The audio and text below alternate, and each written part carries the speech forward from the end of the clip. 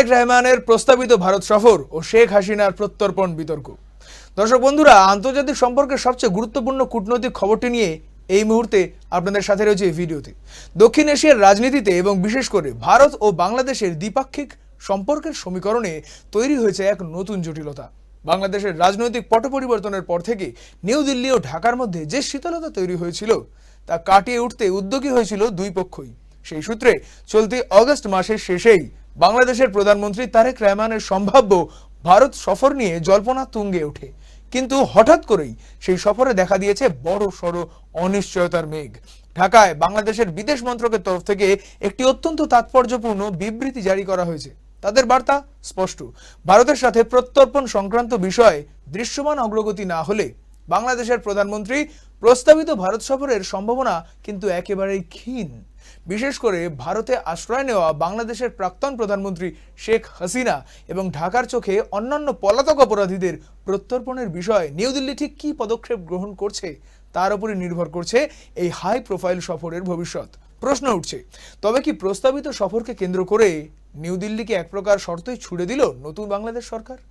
বাংলাদেশের বিদেশ মন্ত্রকের সাম্প্রতিকতম বার্তা কিন্তু অন্তত সেরকমই ইঙ্গিত দিচ্ছে। কিন্তু ঠিক কি জানানো হয়েছে বাংলাদেশ সফরের বিদেশ মন্ত্রকের তরফ থেকে? আসুন একটু বিস্তারিত জেনে নেওয়া যাক। বাংলাদেশের বিদেশ মন্ত্রকের মুখপাত্র AKM শাহিদুল করিম তিনি জানিয়েছেন, তারেক রহমানের নিউ দিল্লি সফর নিয়ে গত কয়েক সপ্তাহ ধরে দুই দেশের উচ্চপদস্থ আধিকারিকদের মধ্যে একাধিক স্তরে ইতিবাচক আলোচনা চলছিল। তবে গত 5 অগস্ট নিউ দিল্লিতে একটি সাংবাদিক সম্মেলন থেকে শেখ হাসিনার পাঠানো ভিডিও বার্তা প্রকাশ্যে আসতেই বদলে যায় আবহ।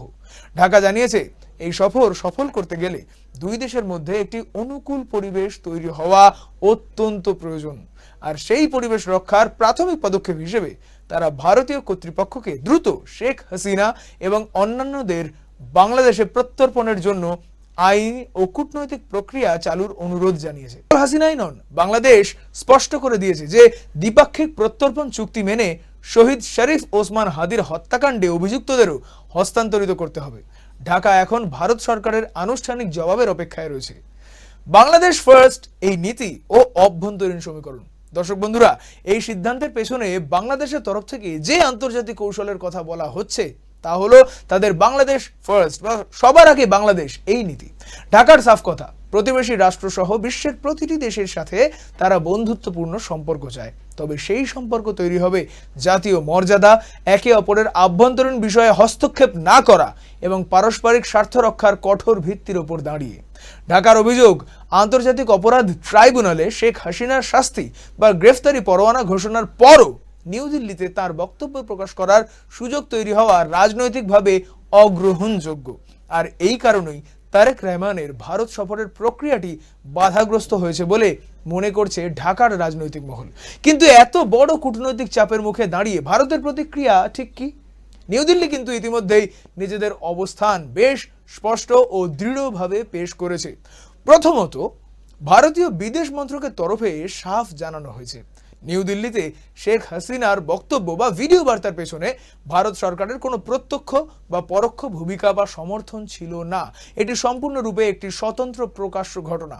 দ্বিতীয়ত, শেখ হাসিনাকে আইনি প্রক্রিয়ায় বাংলাদেশের হাতে তুলে দেওয়ার যে আবেদন বা এক্সট্রাডিশন রিকোয়েস্ট ঢাকা থেকে পাঠানো হয়েছে সেটিকে ভারত উড়িয়ে দেয়নি, বরং নিউ দিল্লি জানিয়েছে সেই আবেদনটি বর্তমানে ভারত সরকারের কাছে আইনি ও কূটনৈতিক পর্যালোচনার অধীনে রয়েছে।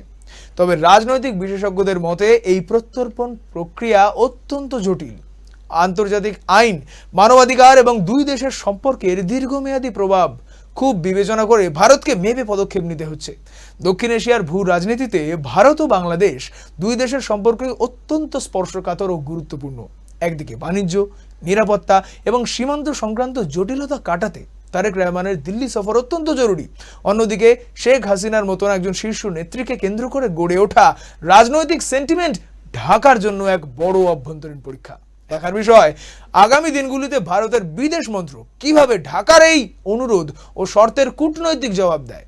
শেখ হাসিনাকে কেন্দ্র করে তৈরি হওয়া এই জটিল জট ছাড়িয়ে প্রধানমন্ত্রী তারেক রহমানের দিল্লি সফরের চাকা সত্যিই গড়ায় কিনা, সেটাই তো এখন আন্তর্জাতিক মহলের সবথেকে বড় প্রশ্ন। আর এই সকল খবরের আপডেটস পেতে আপনারা দেখতে থাকুন আরোহী নিউজ বাংলা।